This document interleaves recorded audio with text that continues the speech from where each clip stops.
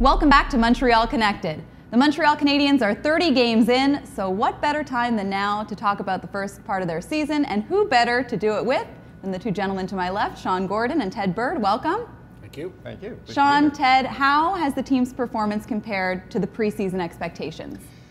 I think they're actually they're doing a little better, I think, than most people thought that they would. I mean, I think that the suggestion was after finishing second in the I was going to say strike shortened, lockout shortened season, that they probably wouldn't be able to do it again on a full schedule. And lo and behold, here they are, navigating around the home playoff seeds. And I don't know necessarily that that's where they're going to end up at the end of the year, but yeah, I think it's actually going relatively well despite some early stumbles. Every team has peaks and valleys through the season, and both times that we've sat here and had this discussion, they've been riding the crest of a wave. And last time I thought they were maybe a bottom tier. Last time we sat here, I thought bottom tier playoff team, 4 to 8. I'm willing at this point to push them up to 1 to 4, like you say, the home seeds. If only because, not only because of how well they're playing, but because no one else in the conference really, who's better at this point? Boston maybe, and we don't know for sure. They haven't played Boston head to head yet, but there's no other team really that has demonstrated that they're clearly better than the Canadiens. So I'll push them up a notch. And there's 10 teams in the NHL going into this week that were below 500. 8 of them were in the Eastern Conference. What are you going to do, right? Tallest midget kind of thing? Well, Subban and Markov have been having remarkable seasons. Carey Price as well. The team could use 4. Brendan Gallagher is one on every line. He's sparked up Pacioretty and Desharnais. They had been having a bit of a drought. So, in your opinion, Sean, is there one particular player who's surpassed expectations?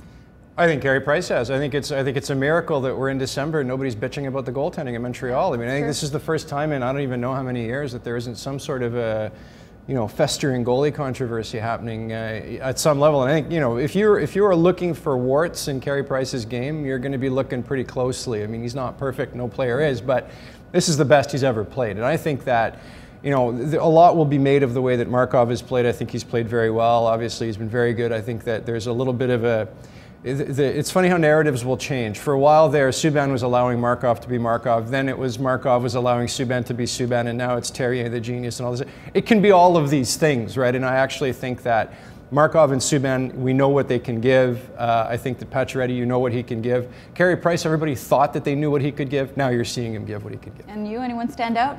For me, it's Markov, because I thought watching him last year, I thought, man, he's done. He's too old now with the 2 reconstructive knee surgeries. He just looked overmatched out there, and he's back to close to being the old Markov. I mean, he doesn't have the legs obviously that he used to, but he's such a smart hockey player, and he just obviously did a great job of reconditioning himself in the off season. He has surpassed my expectations. And on the flip side, Ted, is there one player whose performance you're disappointed in? Not really. I mean, I was thinking about this, and the only guy I can come up with, really, considering how well they're playing as a team, is maybe Jared Tenorti, who's back down in Hamilton. I think maybe they were hoping that he was going to stick this year. The fact is the team is playing so well defensively that they're able to send him back down and get more seasoning for him on the farm. So that's not necessarily a bad thing, but I think that I believe they were hoping he could stick this year. I think you're right, and I mean, again, if we're talking about players who disappoint, we're talking about 5th and 6th defensemen and 4th and 5th, 4th and 5th liners. 5th liners, how about that? Liners, yeah. Well, I mean, look, because there's guys who aren't playing, who are not having great seasons. Yeah. Well, exactly. I mean, it sort of seems to me that if you're talking about Rafael Diaz having a subpar campaign, well, that's it's pretty good. If that's your biggest concern, you're in pretty good shape. Exactly. And I want to make sure to ask you the hot button question before we go. Will PK Subban represent Canada at the Olympics? He'd better. I think he should, but I don't think he will. I think these guys have decided, I don't know, because you know what, there's too much talk for it not to be real, and if they haven't clued in by now that this guy has to be in Sochi, then maybe they're not gonna. I don't even understand why the conversation is taking place. Oh, I'm with you. With all due respect to guys like Bouwmeester and Vlasic, these are good, solid NHL defensemen, all-star defensemen either, but he's a superstar.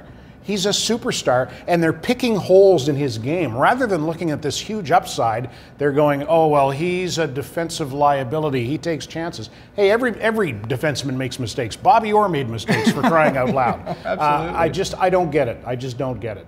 He should be there. Time will tell. Thank you both for joining us. Stay tuned for more Montreal Connected.